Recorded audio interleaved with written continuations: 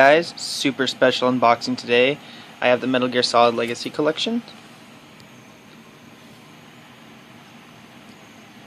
Now this is actually my favorite gaming franchise. Well, yes, my favorite, but it can be debated sometimes because I am a gamer, which means I don't have a favorite game. Technically I have favorites, which I'm pretty sure any gamer would agree with that statement. But Metal Gear is, if I had to pick a favorite, it would definitely be the one I'd have to pick at the end of the day. I'm in love with the story, the characters are amazing. Every single game in the series has been a complete masterpiece, in my opinion. So anyway, I don't know if all the pressings will be this way, but I know for a fact the first pressing of the game comes with this art book, which is really cool. I don't know if I'll flip through every page, just because that'll make this video like super long if I do that, but I'll try to. So the cool thing about this game, for anybody who has never played a Metal Gear game, or for people who have played a couple of them, meaning they kind of skipped around in the series, is this game is basically, well, what I suggest, the complete collection, the Legacy Collection. It entails all the main titles in the series. It doesn't really include any of the spin-off games. So if you just want the absolute story for the series, you're going to get it with this game.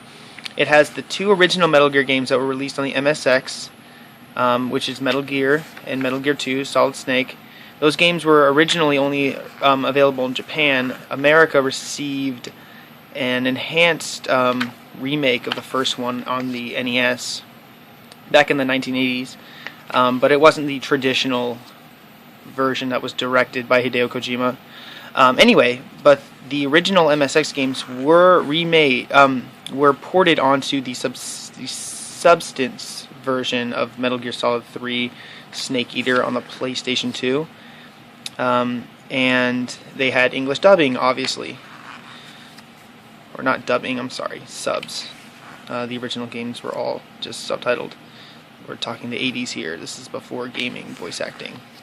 Anyway, so this collection comes with those original two games. It comes with Metal Gear Solid 1, which was, of course, the PlayStation masterpiece. And it comes with VR Missions, which was actually released in Japan as Metal Gear Solid Integral, which was just like a director's cut version of the first game.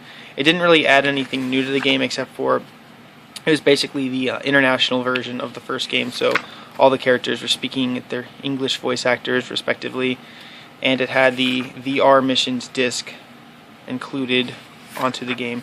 Isn't that cool? They kept the English dubbing in the game, and Japanese players would have had to use the subtitles in Japanese.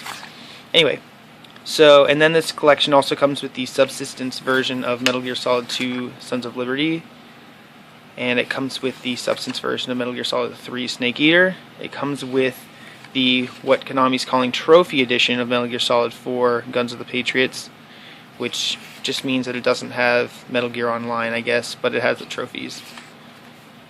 It also comes with two, I've heard are like visual novel games in the Metal Gear series. I don't know if those were the ones that were released on the PSP a couple years back, or if they're just brand new to this, or if they were released in Japan. I'm actually not too familiar on those titles specifically, but I'm sure I can look on the box and reference that information.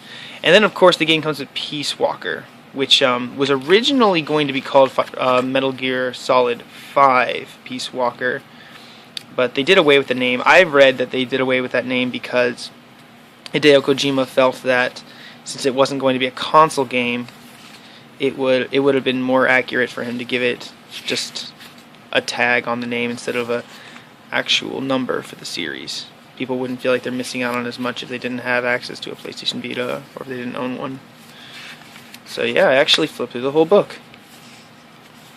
Cool. And of course, Metal Gear Solid 5, which I'm pretty sure is called the Phantom Pain. Some people are saying it's not called Phantom Pain. Phantom Pain's just a story in the game, and it'll be called Ground Zeroes, but I'm pretty sure, I mean, it says on Wikipedia and everything, every gaming website you go to, that it's called the Phantom Pain. So yeah, you're going to get all the games in this collection, which is a great deal. I mean, this game's $50. Seriously, if you guys can't find an excuse to now get into the Metal Gear series, you're just procrastinating, or you're just never going to get into it. But I will tell you, This is one of the most rewarding game series you can ever invest in. The game's story is literally phenomenal. I'm sure every Metal Gear fan or person who's played the games alike can vouch for me on that one. Okay, let's see what we got here. So we have the first disc, which includes Metal Gear 2, Metal Gear Solid 2, Metal Gear 1. Okay, cool. So the first disc includes every single game, and then the fourth disc is obviously Guns of the Patriots. Cool, cool, cool. Here's my Konami royalty program access code, which I will have used by the time this video is finished. Alright, let's see what else we got here. Sorry, I had to refocus my camera. It's still not focused. There we go. Cool, just some advertisements, and then here's the instructions manual. Metal Gear Rising, which is a pretty fun game. Total spin-off in the series. I don't care what anyone says, it's a spin-off. Hideo Kojima himself confirmed that news. Cool, cool, cool. So it just tells you the controls for the games. Alright guys, thank you so much for watching. And yeah, I really hope you guys can get a copy of this as well. Like I said, this is my favorite game series. If there's any game series I had to recommend to a person, it would be this one, every day.